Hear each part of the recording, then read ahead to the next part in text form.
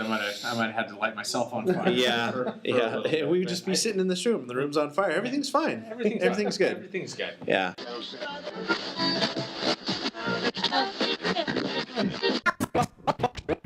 Wow, for self or with the crew. Cause he can maybe bust you for self or with the crew. Hey,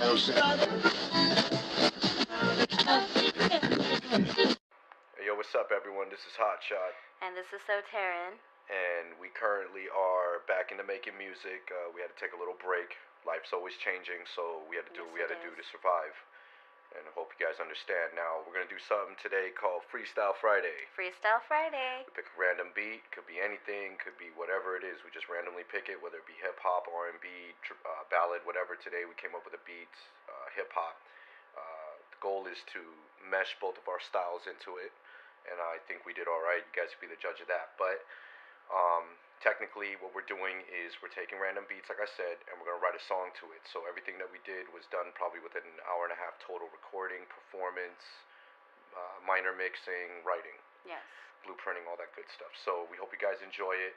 There is no real title for this song. It's called No Name. No Name. Yes. Is what we're calling it. So, but it's more of a realistic. Yeah. More inspirational, realistic, dark, everything and all in one. It's kind of like a feeling. So yes. Hope you guys love it. Let me tell you something you already Enjoy. know. Peace out. The world ain't all sunshine and rainbows. It's a very mean and nasty place, and I don't care how tough you are, it will beat you to your knees and keep you there permanently if you let it. You, me, or nobody is gonna hit as hard as life. But it ain't about how hard you hit. It's about how hard you can get hit and keep moving forward. How much you can take and keep moving forward. When you sit down and think about it, can we really change? But the world will keep spinning no matter the people blame for the wars that corrode the most beautiful plains. God created man, but man created slaves. To think that we were monkeys. Oh, yeah, because when you fold it in and press it, yeah. But yeah, you are listening to Hey Let's Co-op Podcast. The Hey Let's Co-op Podcast. Just keep that face at me. Yeah. Hostess with the mostest, that's right. So what do you want to chit-chat about today, man? Oh, you know, I was going to ask you, and this is probably great just from a PR perspective, this whole United thing. Oh, yes. Please. Yeah. Should we chat about that? Yeah, let's do it. What do you think? I'm recording already, so we're off. Total disaster. Yeah. Absolute disaster. From every aspect of it. I mean, you can go as far back to deregulation of airlines, where you basically have all this consolidation. You have 4 air carriers in the United States that are controlling 95% of the air travel in this country. Yeah. So they've also been allowed to overbook flights and then turn around and kick people off. Yeah. And what are the optics of that? The guy's 65 years old. So He now, didn't want to give up his seat. Like, so for I had heard a little bit about this, but for people that aren't too tuned into what's going on, it's United Airlines, right? United Airlines. I'm trying to think, the flight was out of Chicago to Louisville or something. Yeah, something like that. With it, and they oversold the flight. And Right. what happened was they needed to turn around and get another crew on that plane to catch a plane on their next destination to fly that group of passengers somewhere else. Right. So they needed to get that crew on board. So they asked if anybody would volunteer. Of course not. No, they're not people gonna need to do go it. home. Yeah, they want to. You plan. You've got rides. You've got meetings. Whatever Yeah. the case may be. So then they started sweetening the pot. Again, if you wanted to get people off the flight, stop nickel and diming yourself. Yeah. Like, what are you saying? We'll give you $200. Is that what it was? Flight? Oh, Yeah. that's nothing. Well, I mean, I think the max they can offer was $13.50 for it, but I don't think they ever got to that. No, I'm not sure if they did or not. Yeah. But that's the max that they can offer. But I'm still like, okay, how many people do you have on this plane, right? Right. 737, you've got 170-ish, 180 passengers on this plane. Yeah. Times, $300 for their $200 for their one-way trip. Yeah. You can offer more. Yeah. You're fine. Especially what fuel prices are. Airlines are making record profits right now. Yeah. You can offer more. You just choose not to. And so they kicked this. They had the computer automatically generate who would be, Or so we quote unquote think it's a computer. So we Tinfoil hat time. Da-da-da-da-da-da. we have Hal. Hal Yeah. 1000 randomly selected. Yeah. Oh God, a Space Odyssey. It sure was. I'm going deep in the reference pool here. So they have a pick at random. You know, a couple randomly selected. Yeah. You know, it's like me going through an airport. It's like I'm about to, with a beard, I'm about to be randomly selected. I bet. Yeah. So the couple. This makes you feel good for your trip coming up, doesn't it? Oh, I am so thrilled. I'm sitting there thinking, oh God, did they oversell the flight? Did they oversell the flight? What's the deal? Because we've got, we're booked pretty up to the minute on this. Yeah. So then they get to the last guy, and he doesn't want to go. He's a doctor. This is the doctor, right? Yeah, he's a doctor. He's 65 years old. He claims that he has patients that he needs to get back to his destination. Are we even asking for credentials at this point? Well, he is a doctor. Yes. Yeah. But there was something else that came out afterwards. It disgusted me even more about this whole process. So he refuses. The crew asks him again. He refuses again. So they call in the security at Chicago O'Hare Airport, which is handled by Chicago PD. Right. So Chicago PD asks him to move, beats the you-know-what out of him, drags him off the plane. He ends up getting away and running back onto the plane. So Really? So you see pictures of him bloodied with his glasses all mangled after he's been dragged off the plane. And finally, they deboard the plane. They get everybody off the plane and finally get him off the plane. I feel like this could have been a wrestling thing. It's a staged wrestling event or very something. Vince McMahon-ish. Yeah. They handled it. Yeah, I know. That's for sure. So you've got passengers that are then recording this entire thing. And what's going to happen when you are already... Air travel in the United States has gotten so bad. You have to take off your shoes and your belt to get on the plane anymore. They're overselling flights. The seats are crammed and smaller, so you're that much closer to your lost luggage. It's a fiasco. Yeah, there's not any incentive to do well because there's only 4 companies. Basically, the thought process is, well, what are you going to do about it? What are you going to fly somebody else? Yeah. Who are you going to go? Southwest? Yeah. Pay an extra $50 to go fly? No. Right. Money is your deciding factor, so we'll see you back here. Yeah. Well, I mean, you probably think that these other companies are going to capitalize on this, right? Yeah, I keep seeing a bunch of funny memes of like Southwest, like we'll beat the competition, not you. Yeah, that was pretty good. Yeah, I mean, you think that they're looking at this now; those companies know what they could do better, and then of course that opens up other customers looking at this like, what are my alternate ways to travel now? Maybe the train. Obviously, train's a great option. Maybe we're going to start thinking of other ways to do things. I mean, we don't have flying DeLoreans yet, but not yet. But I mean, soon enough. I mean, you got to have people like Elon Musk salivating, like, we just put people in a tube. They don't even have to.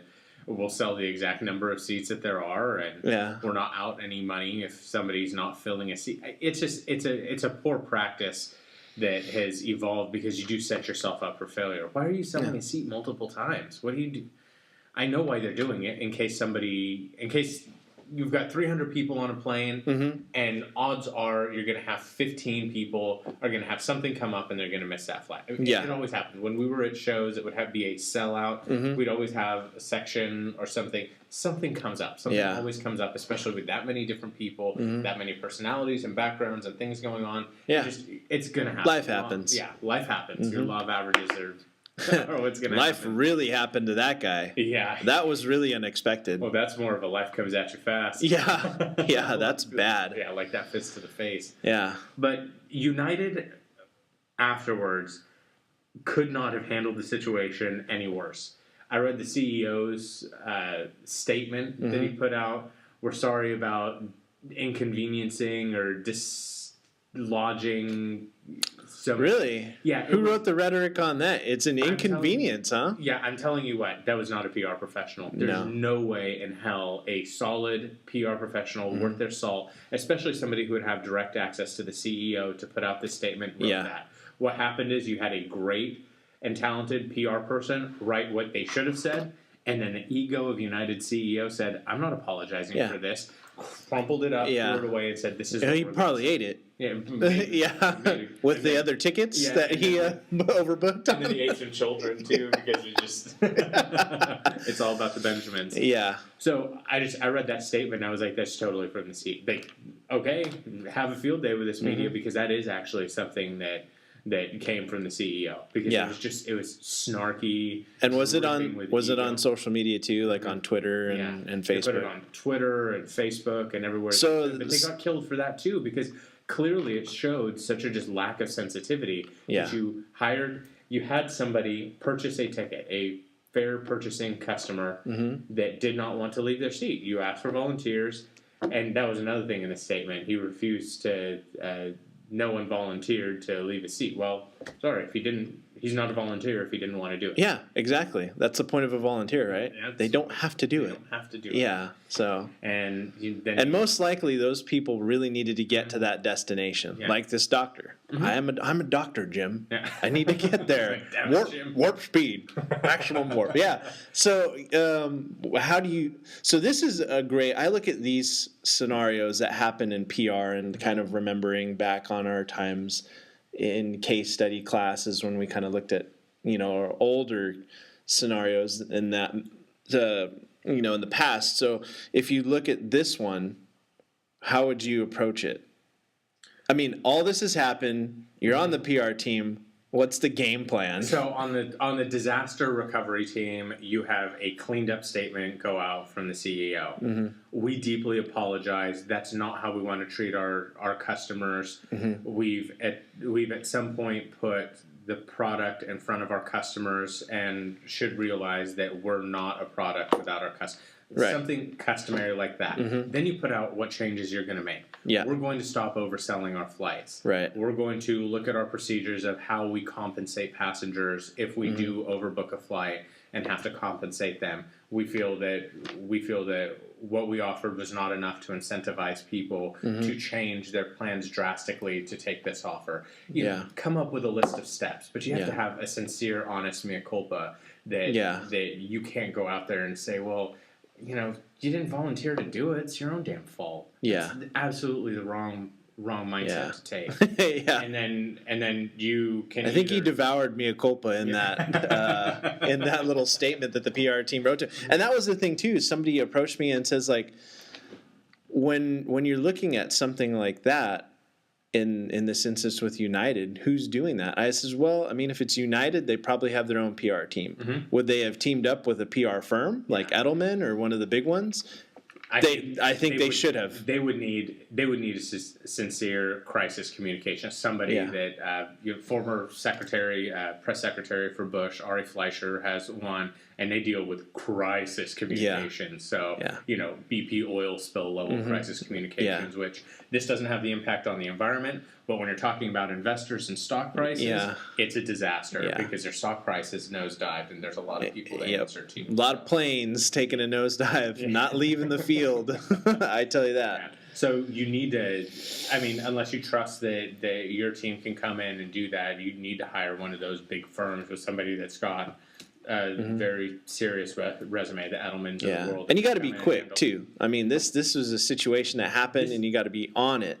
And the problem is that the apology, the sincere apology, which they kind of reworked and put out from the CEO, just gets drowned out because you screwed up so bad from the get-go. So now it's legitimately, what are you doing? And when you're taking those steps, and it could set, because you've only got 4 airlines to compete against, it could set an industry standard. Like, now you can take this as a learning opportunity and say, okay, well, maybe offering somebody $1,300 to change a flight, they'll net $1,000 out of this. Maybe that's not enough to get somebody to change their flight. They've got to see patients. They've got an ailing mother at home that's on her deathbed. What are these things why people decide not to do it? It's not your business. What are you going to do to incentivize them more? And people are paying more and getting less when they're flying on planes anyways. So set the industry standard. You can be the standard bearer on this. Yeah. Like, we'll go up to $2,500. We'll go up to we'll go up to 3 flight vouchers Yeah. for you. Good in a 12-month I mean, period. it's better to add those incentives for your customer because in the long run, they're not losing that much. They're because of not doing this or not taking that initiative to push the envelope on what they want to do. You're going to see a backlash, and like you said, you're going to see those stocks go down. You're going to see a lot of customers go to different companies or make different travel arrangements and things like that. So they're losing profit if they didn't do that. If they just would have said, okay, let's bite the bullet, let's give out some extra vouchers or do, make some changes, add some rewards, frequent flyer miles, whatever you want to offer. And what you have is a lot of companies and governments do this too. Is here's a policy. Like we're going to have some people in a dark, smoke-filled room. We're going to put together this policy. Boom, that's it. And then when shit hits the fan, you're dealing with a certain situation, you can always just say, well, that's a policy. That's a policy. Yeah. Well, why can't you offer me more? Well, that's a policy. Yeah. Well, what do you mean you're kicking me off the flight? Well, that's the policy. And so people just turn to that, like that's their crutch, their backbone, that's the backboard that's holding them up. I don't think that's necessarily the best thing, too, is do you hire people and trust them to make the right decision in that? Trust me, United's going to spend a ton of money on a crisis communications team and helping them kind of weather this storm. They probably could have spent $5,000 and had 10 volunteers. Get off that flight if they had just been able to do it. So that's poor leadership. That's poor middle management, and it's poor work from the entire United team from the top down. Yeah, and that's you see that little trickle effect, and now of course you see all the footage on social media. You're seeing all the.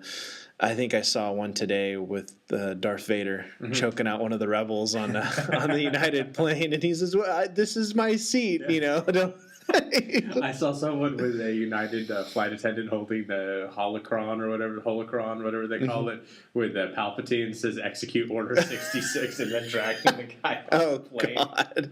Yeah, and then of course you got the old bits from Airplane where they're, we found the training video for all our employees, and they got the whole Leslie Nielsen slapping that girl when she's panicking. The pilot walking to the plane, just punching the snot out of everybody. Yeah, United did one thing afterwards too, and I don't know if this came from United or if this came from the press afterwards, but you see this a lot more in politics than you do in businesses, especially when you look so bad. Is a smear campaign that started afterwards. Is, well, this guy is a professional poker player, and this guy was indicted for dealing prescription pills, and like, what does that have to do with this?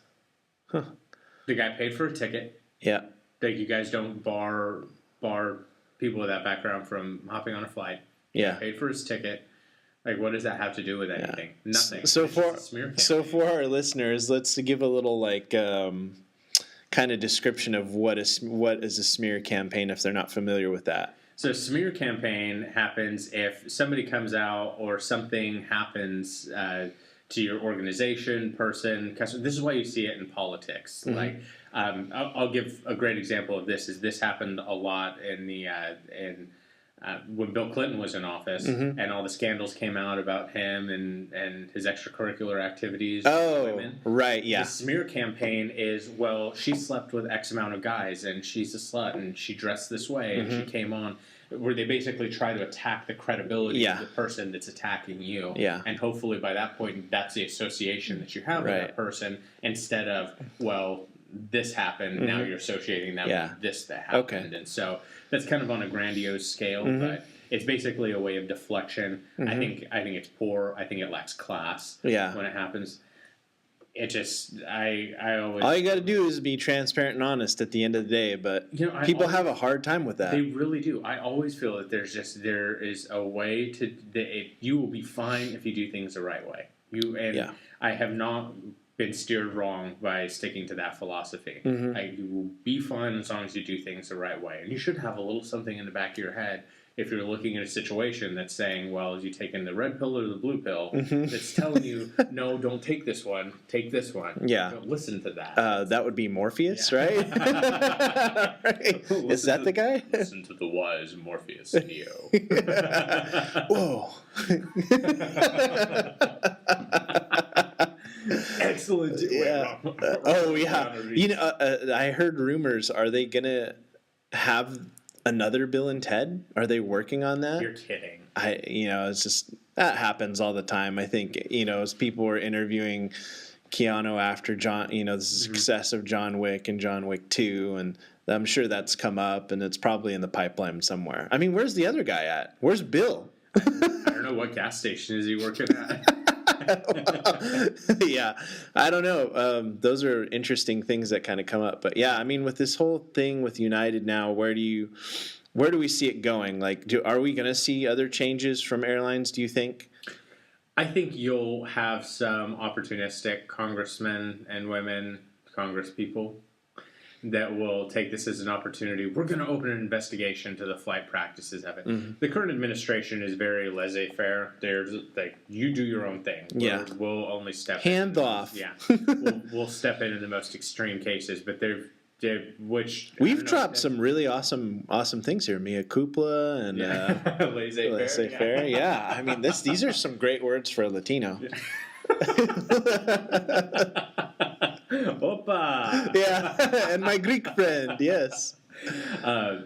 So, I'll be curious. I think you'll have some opportunistic people who will say, well, let's open a congressional investigation into how this is, and they'll drag in the 4 top carrier CEOs and berate them publicly so they can pat themselves on the back and say we did something.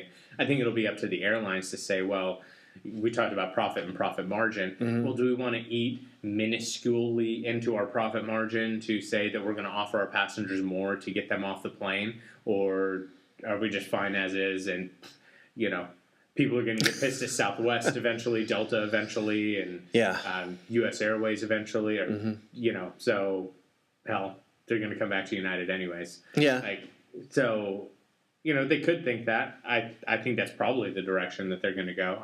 I like to have more faith in companies making a better decision, saying, no, we'll offer more. We will stop overbooking our flights as much, especially on those big, the East Coast has so many people, population is so much bigger on the East Coast. You have so many short hop flights that they do that a lot more. And so you end up overselling a lot more flights. Mm-hmm. On the West Coast, it's not necessarily that big of a deal for us. Right. We just don't deal with that situation as much. But you got to be better. You just got to be better. Yeah. I mean, that's the right thing to do. Now, the profitable thing to do, you're still going to be profitable if you offer people more money to get off the flight. Of course. Just people never learn. Mm-mm. Like, I feel like those things always seem to happen, and it's like, we just never decide to research or do the due diligence and kind of say, hey, I think this is wrong. Yeah. And it's like no one questioned that the whole time. And then, so how does that reflect it? Because you were saying that United called security and that was Chicago PD. So how does this reflect on Chicago PD? Well, Chicago, after September 11th, security regulations around planes got so much more tightened into, I don't know if necessarily gray area is the right way to put it, but there's so much more security now that if you're not complying with an order that happens on a plane, you're in deep stuff. Yeah. Deep stuff. I mean, they'll hammer you. Not the good stuff either. Not the good stuff. Yeah. I'm talking about the bad stuff. Yeah. Man, that's bad. And so I don't know if this is necessarily as bad for Chicago PD as well, for sure United, but I mean... Yeah. Chicago PD is contracted, and that's what they did. Guy was given an order, and he didn't do it, so they dragged his butt off the plane. Like, they did what they were supposed to do. Yeah. And was it right or wrong? Well, I don't know that we have the luxury of saying what if that turned out different? What if the security, the Chicago PD guys were like, I don't want to do that. Mm-hmm. That doesn't seem right. What do you think the next step would have been for United at that point? They got another security team, or they get their employees just to start, throwing fisticuffs in there? And I'm not sure. I'm not sure what happens in that situation because, I mean, what do? Do you basically? There's also the aspect of it. Well, we offered this guy money. We ordered this guy off the plane. We called him PD, and he still refused to go. If we leave him on the plane, well, what happens the next time we're flying? People are going to be like, we don't have to listen to you. Yeah. So there's almost like a little bit of like punishment in that well, no, this is going to end, and it's going to end badly now. Yeah. Like, there will be a resolution to this, and probably not a resolution that you like. Of course.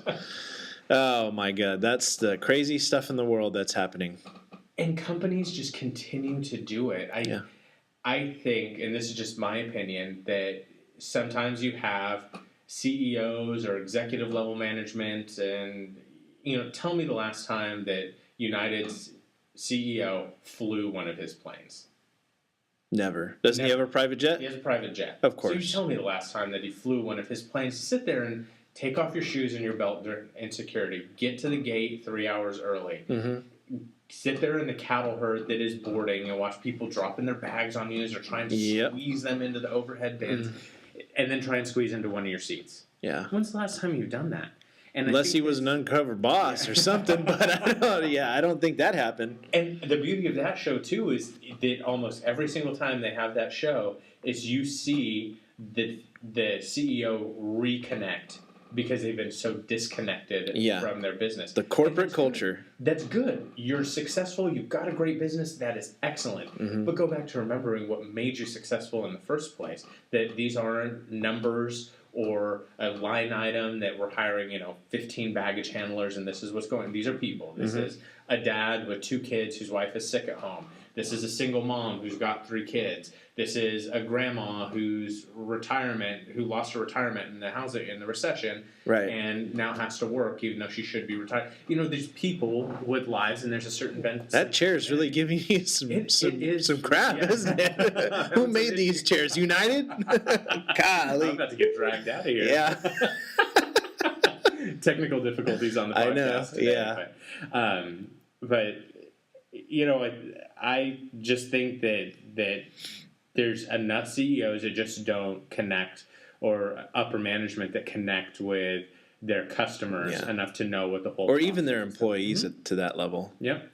To know, well, look, go talk to one of your gate handlers. I am sure if they had talked to one of the gate people that sits there and gets screamed at, let's say they're loading and unloading 8 flights a day out of one gate. Mm-hmm. How many times has that poor person gotten screamed at because they've overbooked the flight and people have to get kicked off the plane? So sit there and talk to your own employees, because I'm guaranteeing that they would probably have some good suggestions. Stop overbooking the flights. Yeah. Come on, guys. It's that hard. Mm-hmm. It's not that hard. It's not. I mean, with all the technology we have now, you're doing all your stuff online. Yeah. I mean, it's got to have a database that set it all up and says, hey, look, here's the plane. Here's how many seats are on the plane. And then once it's in the system, it's set up good to go. Mm-hmm. Like, why are we doing this? Why is this still a problem? And why do companies still continue to do this? I mean, you would think, again, this comes back to a lot of ego. If you're another CEO of a business, look at that statement or any of the statements that have been put out by CEOs that have found themselves, or executive directors, whatever it may be, in this hot water situation, and realize, just don't say that. Like, don't blame the person who you just beat the tar out of. Don't blame the person who legally purchased their ticket and was entitled to their seat. No. Bing, smear campaign. Apologize. Yeah. Talk about fixing your Bing, practices. mea culpa. Bing, laissez-faire. Bing, Ba-ba-da. We'll have some fun little music when that happens. Yeah, we should play some Gershwin since we're talking about United. Well, that's been an interesting social media roller coaster as of late. That's the only thing I can remember popping up on the feed. Obviously, Star Wars 40th anniversary is big today. I think that's in Florida. Yeah, I think they're... aren't they supposed to be releasing the trailer, the teaser for... Oh, we hear that all the time. I don't know. Yeah. You're talking about 8, right? Yeah. Yeah. Oh, yeah. Yeah, of course. Mark Hamill, he's such a big tease on Twitter. He's funny. He is funny. He is my favorite person to follow on Twitter. Yeah. He is absolutely the best. And he always just he signs stuff for fans, like the coolest dude ever. Mm-hmm. Yeah, very cool. I think I saw a video with him. They were at a convention, and I don't know if it was a group or if a lot of people just got together and they created a lightsaber for him. Oh no. Yeah, and they presented it in like this really intricate box, and there it was. And then when you turn on the lightsaber, it lights up and everything.